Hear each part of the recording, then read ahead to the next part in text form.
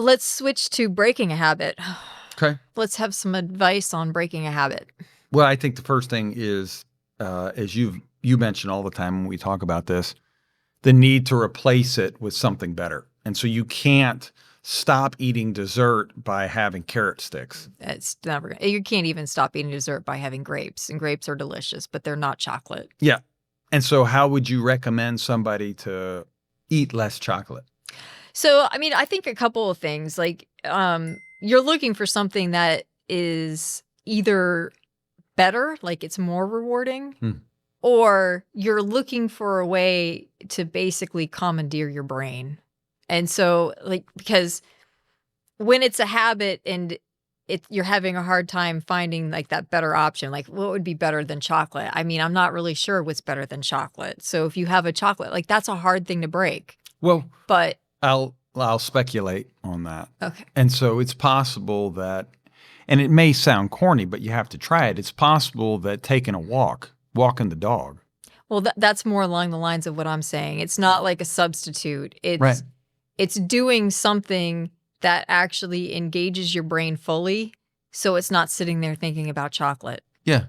So it could be walking a dog, because like if you really enjoy that, that's fun. Sometimes I go out and feed squirrels because like I fully immerse myself into that. I find them to be hysterical, and there's just a lot of pleasure in feeding squirrels. Yeah. The parks hate me. Why do they hate you feeding squirrels? They don't like you feeding any wild animal. I'm pretty sure I could be fined it's a squirrel. Caught. For feeding a squirrel? Yeah. Same with ducks. Can't feed ducks either. Huh. So anyway. All right.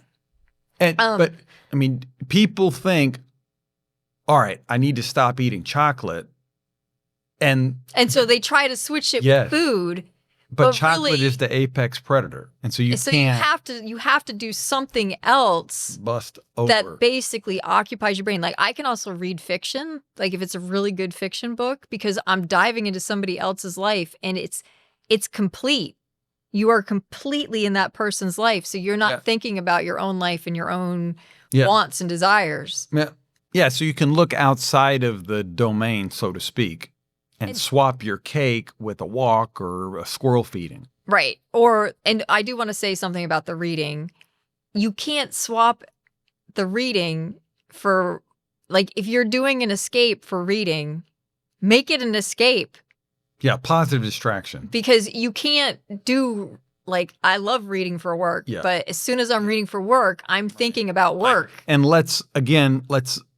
I hate to do this, but let's not use the word escape, because reading is good. Like our buddy Nate Self would say, books are good. Reading is good, but not for an escape, for a positive distraction. So reading for 30 minutes, 45 minutes, no problem. But but reading for hours. That's a problem. Right. That is running from your anxieties. Well, that's where it becomes dysfunctional, because you're not actually living your life. You're getting close to disengaging. Right. You're looking forward to watching something on Netflix. Like, I'm going to watch this episode tonight. Great. As long as you don't have a tendency to binge. Next episode, next episode, next episode. Right. That's getting away from the benefits of a distraction. Well, and I think that a lot of the time with binging too, you're not actually distracting yourself, because you're not, like, I think, maybe I'm wrong, but the people I've seen that when they're doing binging, they're just using it for like company. Like it's just sound. They're not really watching it. So if you're a binger, like you get to the point where it's really not that you're watching, you're not actually being positively distracted. You just have noise going on, and then you're sliding into whatever it is that you were actually trying to positively distract yourself from. I could see that. And then, can I give my favorite example of all time for breaking a habit? When we were in the Army, we drank a lot. And it was just, that time. And it was the 90s. We were in Hawaii. We were all 20 years old. And so when I left the Army and went to graduate school, my drinking dropped off dramatically. But I would still be susceptible to drinking beer on Monday night. I'd watch Monday Night Football, and I'd have a beer, and then I'd have another, then I'd have another. So it's Monday night, and I'm in graduate school, And, you actually need to have a brain in graduate school. On Tuesday, yeah. Yeah. I tried a few different things. I tried using, at the time, again, you got to roll back the clock. This was like 1999, 2000. And so I tried, the only non-alcoholic beer was O'Doul's, and I tried that. And that's like going from cake to carrot sticks or cauliflower, right? And so it was terrible. And so that didn't work. And so, but after a couple of these Tuesday mornings of like, why do I have a headache? Like, this is insane. Drinking beer alone, watching Monday Night Football in graduate school, this is insane. And so I gave away my TV. I literally, probably it was either late 99 or early 2000, drove my TV to Goodwill and gave it away. By the way, Goodwill doesn't take TVs. I'm pretty sure they don't take any electronics. I'm pretty sure. They got my TV. Maybe then. They got my TV. Goodwill in Austin, Texas got my TV. And it was, there was an internet, but it was AOL, right? So there's no streaming. There's no Amazon, Hulu, Amazon Prime. There's none of that existed. Mm-hmm. And immediately I stopped drinking beer on Monday night because the trigger, what was causing the habit, went away. Now, the problem is a lot of times the trigger is harder to work on because how do you take away your anxiety about getting older? You can't just give your gray hair away. No, but there may be something that triggers it routinely, and you might be able to eliminate that. Like it triggers the awareness of it. It's interesting. I'm having a little hypothesis here. We were in South Korea not too long ago, and nobody has gray hair in South Korea. Everybody colors their hair. Yeah. And so we would get on the subway and people would point me to the elderly chairs. Like 80-year-olds would point me, and I'm not Guy 80. with a cane. Guy with cane 80, would. But jet black hair. Jet black hair in a cane, 80 years old, missing some of his teeth. But my God, he had black hair. Yeah. And it's an interesting example of,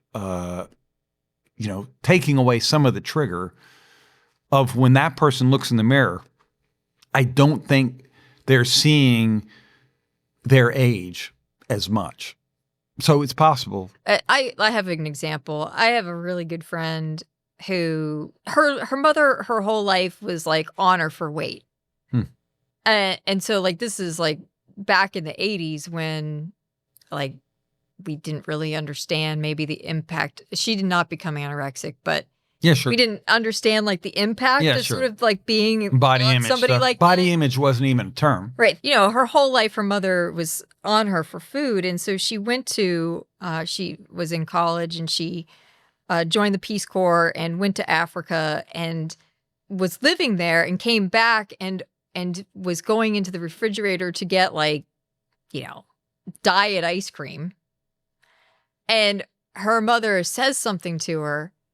And she basically like just stops her mom cold in the tracks and is like, we're not going there. Like, I'm going to eat what I want to eat. And what allowed her to do it is that while she was in Africa, people would go up to her and they would tell her, they would say, you're fat. And they would mean that as a compliment. Yeah. And so it was very, very healing for her.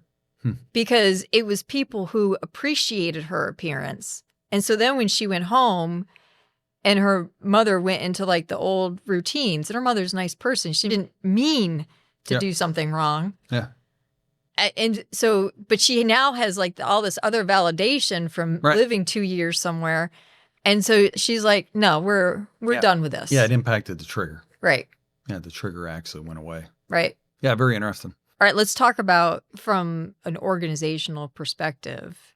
I think you have to be careful. Like you have to think about your habits on how, like if you map out how you're spending your day, how much of those are just habits that could have been positive distractions, but you're doing so much of that that you're now not actually doing the work or the most important work. Yeah, there's a great question.